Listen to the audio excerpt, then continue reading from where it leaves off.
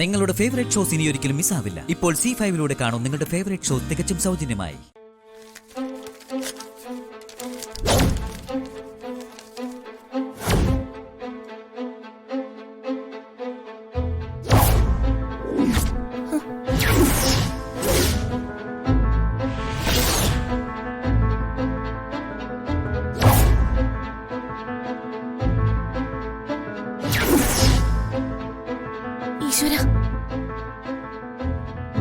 ഈ ഫംഗ്ഷനിൽ വരുന്നത് മേഘനാഥനാണല്ലോ.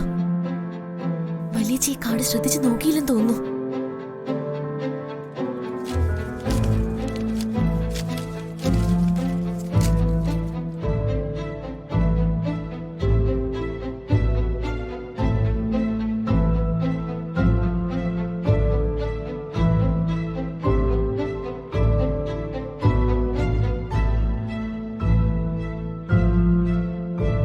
അല്ല ആർതി, നീ എന്താ ആഹാരം കഴിക്കാത്തത്? നിങ്ങൾ കഴിച്ചോ? മുരളിയേട്ടൻ തിരികെ വരട്ടെ, എന്നിട്ട് ഞങ്ങൾ ഒന്നിച്ചിരുന്ന് കഴിച്ചോളാം. അല്ല, അതിപ്പോ കൊച്ചേട്ടൻ തിരിച്ചു വരാൻ ഒരുപാട് താമസിച്ചാലോ? ഈ ഗർഭിണി പ്രസവം എന്നൊക്കെ പറഞ്ഞ് ആശുപത്രിയിൽ പോയാലേ ഭയങ്കര മെനക്കേടാണെന്നേ. ആ ആയിക്കോട്ടെ, അപ്പൊ ഞങ്ങള് രണ്ടാൾക്കുള്ളതങ്ങ് എടുത്ത് മാറ്റി വെച്ചാ പോരെ? അത് ശരിയാ, ചില കുടുംബത്തിന് ഇത് പതിവാ.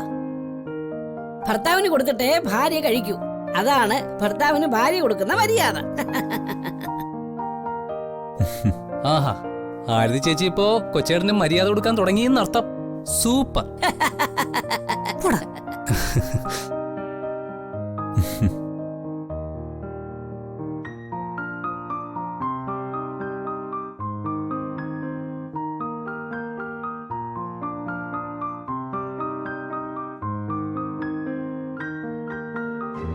ഈശ്വര, വല്ലാത്തൊരു ധർമ്മസങ്കടം ആയല്ലോ ഇത്.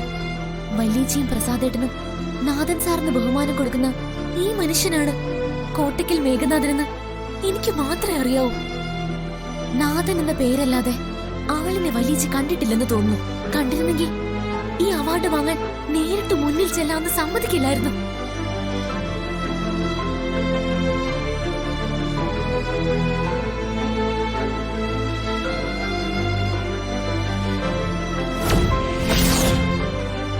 ഇനിയിപ്പൊ എന്ത് ചെയ്യണം? നേരിട്ടിപ്പൊ തന്നെ വലിയച്ചയെ വിളിച്ച് ഈ നാഥൻ മേഘനാഥനാണെന്ന് അതുടൻ വേണ്ട. ചിലപ്പോ ആ സംസാരം പ്രസാദേട്ടനും അനിയന്മാരും പുഷ്പൻ ചേട്ടനും കേൾക്കും. വലിയച്ചയോ ഞങ്ങളോ ഇതുവരെ വെളിപ്പെടുത്താത്ത തൃപ്പംകൊട്ട കഥകൾ പറയേണ്ടി വരും. ഏതായാലും അത് വേണ്ട. അവരുടെ ഫംഗ്ഷൻ നാളെയല്ലേ? ഈ രാത്രി വിളിക്കട്ടെ, അപ്പൊ തീരുമാനിക്കാം ഇനി എന്ത് വേണമെന്ന്.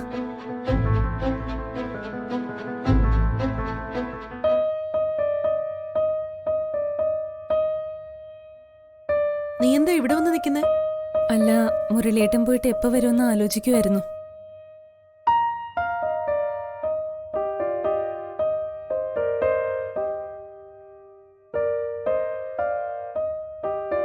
മുരളിക്കും നിനക്കും കഴിക്കാനുള്ളത് അവിടെ എടുത്ത് മാറ്റി വെക്കുമല്ലോ നീ. വെച്ചോളാം ചേച്ചി. നന്നായി. ഇതാണ് മോളെ യഥാർത്ഥ ദാമ്പത്യം. ഭർത്താവിനോട് ചേർന്ന് നിന്നുള്ള ജീവിതം ആവണം നമ്മുടേത്. മുരളിയോട് ഇന്ന് നീ കാണിച്ച പരിഗണന എനിക്ക് വളരെ ഇഷ്ടപ്പെട്ടു. എന്റെ മനസ്സിൽ കത്തി നിന്ന ഒരു തീ കെട്ടടങ്ങിയതുപോലൊരു ആശ്വാസമായിരുന്നു നിന്റെ ഈ പ്രവൃത്തി കാണുമ്പോ എനിക്കുണ്ടായത്. മുരളിയേട്ടന്റെ നന്മ എനിക്ക് ഇപ്പോഴാ ചേച്ചി മനസ്സിലായത്. എന്ത് നല്ല മനുഷ്യനെയാ ഞാൻ ഇത്രയും നാളും തെറ്റിദ്ധരിച്ചെന്ന് ഓർക്കുമ്പോ എനിക്ക് നല്ല വിഷമമുണ്ട്. അതെ, അത് സത്യ. ഏത് രീതിയിൽ നോക്കിയാലും മുരളി നല്ലവനാ. എന്റെ കുട്ടിക്ക് അത് ഇപ്പോഴെങ്കിലും മനസ്സിലായത് ചേച്ചിക്ക് വലിയ സന്തോഷമായി. ഇന്ന് മുതലെങ്കിലും നീ അവനെ കൂടുതൽ മനസ്സിലാക്കി വേണം ജീവിക്കാൻ. പരസ്പര ഇഷ്ടവും വിശ്വാസവും ഇല്ലാത്ത ദാമ്പത്യം എണ്ണയില്ലാത്ത വിളക്ക് പോലെയാ. രണ്ടിനും കരിന്തിരി കത്തി കെട്ടുപോകാനാവും വിധി. അതെ ചേച്ചി, എല്ലാം നോക്കിയും കണ്ടും ജീവിക്കാനാ എന്റെ തീരുമാനം. ചേച്ചിക്ക് സമാധാനിക്കാം. ചേച്ചി പൊക്കോ.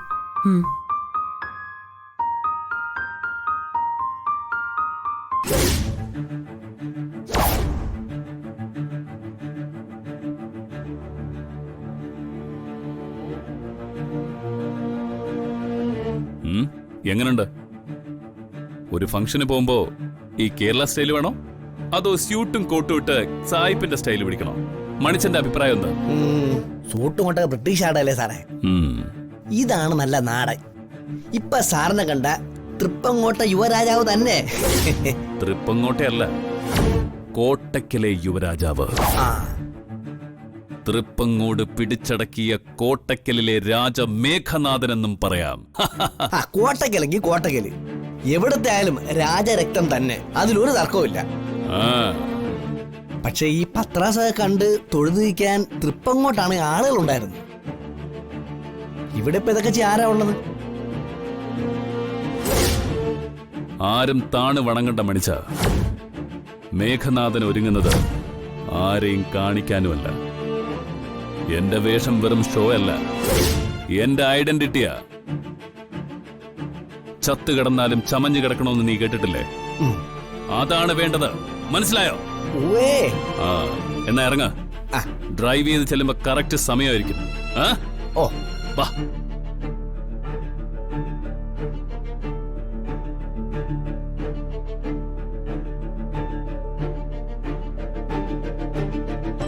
മേഘ, നീ എങ്ങോട്ടാ? ഹിമാലയത്തിലൊന്ന് പോവുക. കൈലാസത്തിൽ ശ്രീ പരമേശ്വരൻ എന്ന് കാണാൻ. എന്താ വരുന്നുണ്ടോ? നമുക്ക് ഒരുമിച്ച് പോ.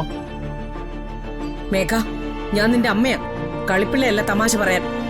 നിന്നെ പ്രസവിച്ചു എന്നുള്ള ഒറ്റ കാരണത്താല് നിങ്ങൾ ഇപ്പോഴും ഈ വീട്ടിനുള്ളിൽ നിൽക്കുന്നത്. ഇല്ലെങ്കിൽ ഞാൻ പുറത്താക്കി ഗേറ്റ് അടച്ചേനെ. ദേ നോക്ക്, ഞാൻ എവിടെ പോകുന്നു, എന്തിനു പോകുന്നു, എന്ത് ചെയ്യുന്നു എന്നൊന്നും നിങ്ങൾ ഇനി അന്വേഷിക്കരുത്. ഞാനെന്ന് നിങ്ങളുടെ ഇഷ്ടത്തിനൊത്ത ചുവട് വെച്ചൊരു പാവയായിരുന്നു. പക്ഷെ എന്റെ സ്വന്തം ഇഷ്ടം വന്നപ്പോ നിങ്ങൾ അതിനെതിരായി. അതുകൊണ്ട് ഇനി മേലിൽ ഞാൻ എവിടെ പോകുന്നു, എന്തിനു പോകുന്നു എന്ന് നിങ്ങളെ ബോധ്യപ്പെടുത്താൻ ഉദ്ദേശിക്കുന്നില്ല ഞാൻ.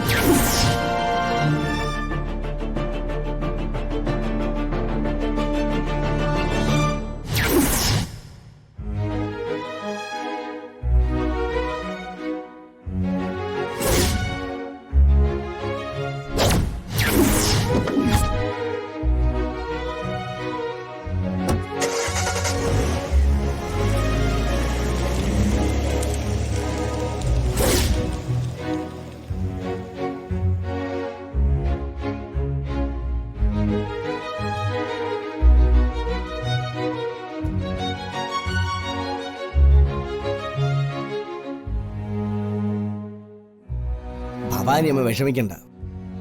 മേഘൻ സാർ അടയ്ക്കാ പരുവം കഴിഞ്ഞ് കവുങ്ങായി വളർന്നതാ. ഇനിയും മടി വെക്കാൻ ശ്രമിച്ചാൽ നടക്കൂല.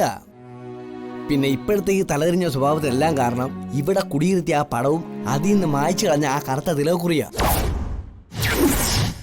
വനത്തിലെ മറ്റേ സ്വാമിയില്ലേ, കരകാണ്ട നാഞ്ചി നായ്ക്കർ, അയാള് സുഭദ്രാമ്മയെ ആവാഹിച്ച് തളച്ചിരുന്ന ആ കറുത്ത പൊട്ട മേഘൻ സാർ തുടച്ചു മാറ്റിയത്.